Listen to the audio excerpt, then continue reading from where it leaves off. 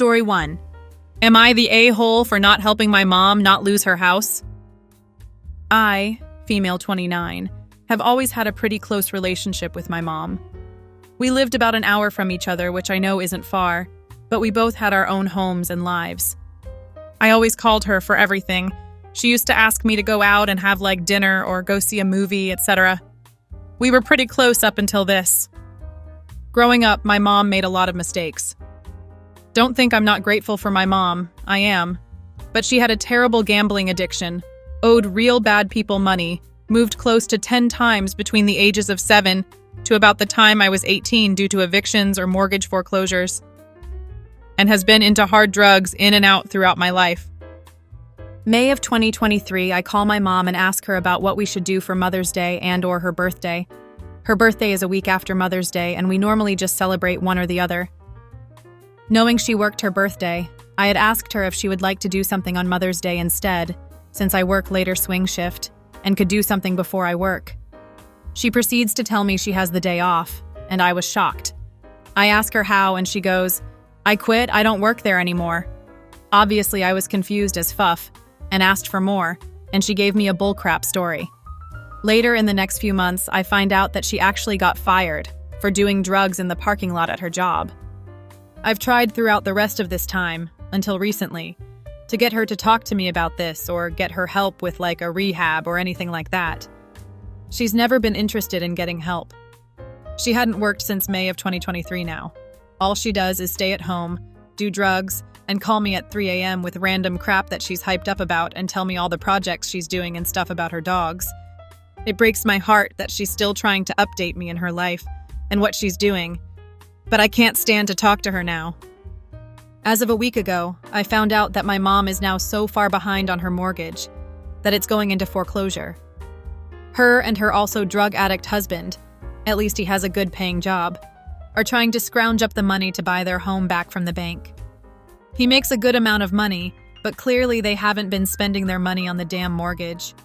They owe $178K still on the mortgage and need to get $6K to cover the late payments and whatever, and then they need to apply for the loan. My mom calls me and asked me if I could borrow her the money. I told her how could I trust that that money would be going to the mortgage and not her drug addiction. She tells me IDK what you're talking about, like she always has said throughout my life. I tell her no, I won't give her the money. She cries to me, begging me to give her the money or she's going to lose her home. I tell her to get a job, and I hung up the phone. I start to explode with tears because I'm so heartbroken and sad for her, and I feel terrible for not giving her the money, but I just don't know what to do. Am I the a-hole?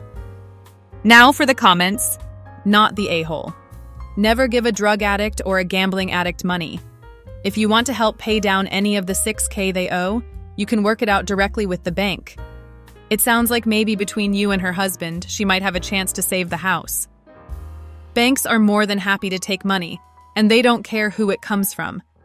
You just need to know a few details, like which company holds the mortgage and wants to foreclose. I can't get any info out of her, sadly. I've seen the letters from the bank and mortgage company when I had come over, and I was there when they had called her and she was crying into the phone asking them to not take her house. I left and went home, not wanting to be in her business. But then she called me. That's when she asked me. It was so effing hard. I don't even know if then I'd do it. I can't trust she will either pay me back or that she won't let it happen again. Don't do it. Even if you paid the bank directly, it would most likely only be a short-term fix. Even if they could refinance the mortgage, their interest rate is likely going to be pretty high as they have shown themselves to be a bad risk. The changes of them being in the same situation in 6 to 12 months seems high, at which time they will again be asking you to bail them out again. Not the AI hole. The only thing you should be helping her with is getting into rehab, but not even that indefinitely. If she is refusing to get help, she'll just drag you down too, if you don't step away. Otherwise, you're throwing away your money because she'll be in the same situation soon. She's going to cost you your future if you keep bailing her out. That's the opposite of what a parent should be doing. You're not close. You're enmeshed, and you're closer to the role of the parent. Go to your bank and secure your accounts in case she still has any of your info and decides to get a loan in your name or something. Make sure she can't access your accounts. Smart. Yes. Thank you. I'll call my bank on Monday. Oh, this is so hard. You want to help, but that will only hurt her in the long run. Al-Anon applies for any addiction, teaches you that. She can do whatever she wants, gambling or drugs. It's her life, her choice. It's also her consequences. You also can do whatever you want, which is say no and go low contact or even no contact. You don't have to be a part of this. She needs to hit rock bottom, but she doesn't have the right to drag you down with her. Stay strong. Sending you big internet hugs. Not the AI hole. Thank you. I think I need as many as I can get. You should have just told her you don't have that money. Do not help her, though. Her choices. And please do not let her move in with you. Would never have that in my home. I have 2 young children. I couldn't see their hearts break and not understand why either. Not the AI hole, I am so sorry for this situation. As much as it pains me, they may need to hit the bottom. That is scary because hitting bottom can end in one of 2 ways. Currently, it looks like there is only one ending. I don't know if I could see my mom become homeless. I know I have to set a boundary for me and my family, but effing hell, this is just so exhausting to think about. Can she declare bankruptcy? That usually postpones the foreclosure process so that they can make arrangements to move or get current on their loan. I know she had done that before when I was really young, probably before I was 10. I don't know if you can file that again, to be honest. I don't know much about that. She may have already done that now as we speak, but I don't know. Story 2. Am I the a-hole for not walking my daughter's friend home? My daughter, Rowan, 11, recently hosted her very first sleepover. She invited her best friend, Amanda, almost 11, who lives just across the street and 2 houses down from us. They did all the classic sleepover activities: pizza, popcorn, a movie, face masks, and nail polish. Everything was going perfectly, until around 11 p.m., when Rowan came into our bedroom to let me know Amanda was homesick and wanted to go home. I went to check on Amanda, and while she assured me she was having fun, she really wanted her mom. Fair enough. I texted her mom, Susan, to let her know what was happening, and she said it was fine for Amanda to come home. So Amanda packed up her things, and I walked her to the porch. From there, I watched her walk the short distance to her house and go inside safely before heading back inside myself. The next day, I ran into Susan while she was out walking in the neighborhood. I asked how Amanda was doing, and, well, Susan was furious. Apparently, Amanda had been upset about leaving early, but what really got Susan's blood boiling was that I didn't walk her to the door. She berated me for letting her child walk home alone at night, in the cold, with the potential of God knows what happening to her. For context, we live in a quiet cul-de-sac in a safe neighborhood. I stood on the porch the entire time and watched Amanda walk into her house before going inside. Amanda didn't seem scared or hesitant, and she never asked me to walk with her. To be honest, it didn't even occur to me that this would be an issue. When I was a kid, I would walk all over by myself. Sure, I know times have changed, but I genuinely thought this was fine. Susan didn't see it that way. She's still furious and has been telling neighbors I put Amanda in danger. Despite my apologies to both her and Amanda, she's banned the girls from playing together. Now I'm left wondering, was I wrong not to walk Amanda to her front door? AITA? Thank you all for the support. Here's some additional context. That night, it was just Amanda staying over. No other friends. I'm married, and my husband was home. Susan is also married, but her husband travels often and happened to be out of town that night. She has another child, Matthew, 5M. She told me that if I had let her know I wasn't planning to walk Amanda home, she would have woken Matthew up and come to get her herself.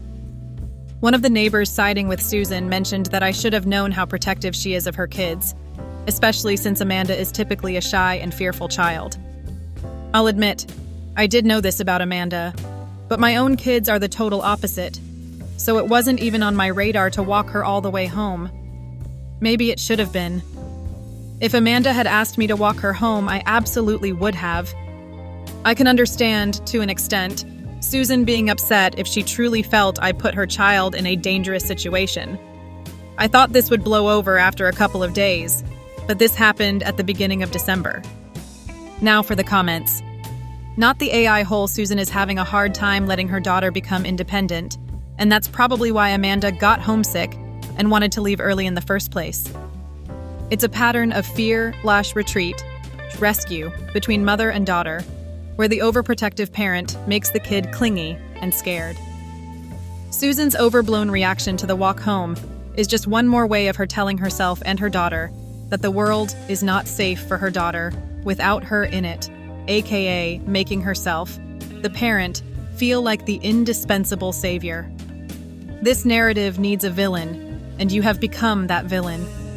The thing to do now is let it blow over, and hopefully she'll relax, or someone else will tell her she's overreacting, and she'll eventually be able to hear it. It sucks most for the girl's friendship and for Amanda in life more generally. She's going to have to assert herself at some point in that relationship. As for the neighbors' possible judgment towards you, just be firm that you did the right, responsible thing. And eventually, they will probably see this side of Susan for themselves too. Yeah, and most likely Susan expressed all of her feelings to Amanda. No one walked you home? You poor thing, you must have been so scared anything could have happened to you. And bingo bango, now Amanda is afraid to leave the house after dark. If Mom was that concerned, why didn't she come get her kid? Why is it okay for you to leave a house full of children alone? She put her daughter in danger by not saying, "I'll be right over." Not the a-hole. This. The mother should have come and got her. Now she is blaming someone else for not taking care of her child. For context, we used to live across the laneway from my son's best friend, and I would walk her across whenever she went home after dark. But if I didn't, her mom would not have gotten mad at me. Not the a-hole. She was supervised, you watched her. Does Susan stay 3 feet away from her at the park? Or does she watch from a safe distance? This woman is nuts. Not the a-hole. Trust me, the neighbors are probably all rolling their eyes about this. I wouldn't worry about that. I live in a very similar neighborhood, and my son has a good friend who lives just about as far as Amanda does. It's ridiculous to expect you to walk her to her door, and any rational person will see that. There is a generation of kids who aren't going to be able to function in society with parents like this. As a retired teacher, you are right. I could understand if the child was 7, but we are talking an 11-year-old, 5th or 6th grade. Story 3. Am I the a-hole for telling my stepmom she was a failure? I, 18 male, currently live with my dad and his wife that he got immediately my mother died. Today, I was invited by my father to eat dinner, and as I went to the dining room, my stepmother started making snarky comments at me.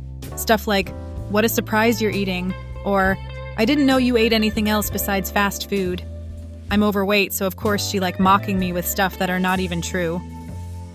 I decided to ignore her because I didn't want to start arguing with her, but my father decided to intervene and said that she's being annoying and disrespectful. Hearing this made my stepmother even angrier, and so she kept mocking me as I ate my dinner in silence. Then she suddenly starts to make fun of my mom, saying she was a failure and that she should be ashamed of giving birth to me. This isn't the first time she made fun of my death mother. After hearing that, I rightfully snapped and started yelling at my stepmother, saying all sorts of slurs against her, telling her she was the failure compared to my mom, saying that my mom had a degree and a prestigious job while she was without a job, and she also dropped out of high school. My father was on my side during the arguing. So after finishing my dinner and arguing with my stepmother, I went back to my room thinking that the argument with my stepmother was over. But an hour later, my dad barges in my room telling me who did I think I was to talk to my stepmother like that after all she has done for me, which is literally nothing since all she does all day is watch TV and scroll on Facebook. My dad then started calling me a failure and a parasite, saying I should be better dead than alive as a walking piece of trash. He ended the discussion by threatening me of kicking me out of my house, saying stuff, "Tomorrow I want you to leave this house." Right now, I'm in front of my door blocking it from opening after my dad came back here half an hour ago, repeating the same stuff from before. Am I the AI hole in this situation? Because apparently for my dad and stepmother I am. Now for the comments. Holy crap, not the AI hole. This sounds horrific. Do you have some friends you can move in with? You need to get the EF out of that house as soon as possible. Thank God I have my grandparents who live not too far away, but I'm afraid of being a burden to them. That's why if I can, I'll rather remain here. Thanks though. You'd probably be a welcome addition. Give them a call and find out. I'm sure having you around would be mutually beneficial. You can live in peace, and they get to see you more often, and maybe you could help them out here and there. Seriously, for your own mental health, you need to get the EF out, not the A-hole. If you are still in high school, your parents are still obligated to house you. It seems likely that you said out loud things that have been frustrating your father about your stepmother. Unless there was life insurance on your mother worth several years of her salary, it's likely that your father is under financial stress because your stepmother earns no income. Maybe I did say things that frustrated him about her, but I still don't understand why he suddenly decided I was the a-hole. Because if he doesn't fall in line and take her side, he won't get sex, but he will get a sulking woman on his case. Sorry, but it's clear he is quite spineless here. Could you see, though, if you have any ownership in your home? If you inherited even a part of it from your mom, he can't throw you out. I honestly don't know if I own part of the house of Not. Is there any way to see that? Not the AI hole. Your dad is the ultimate a-hole here. He's probably been wood up by his wife and is backtracking to avoid more drama from the wife. Please go to your grandparents as soon as possible. I'm sure they'll understand when you explain about the abuse you've been putting up with, and then go no contact for your own mental health. Thank you for listening. If you like the video, consider like and subscribe. If you want more stories like these, turn on your notification to receive the latest stories.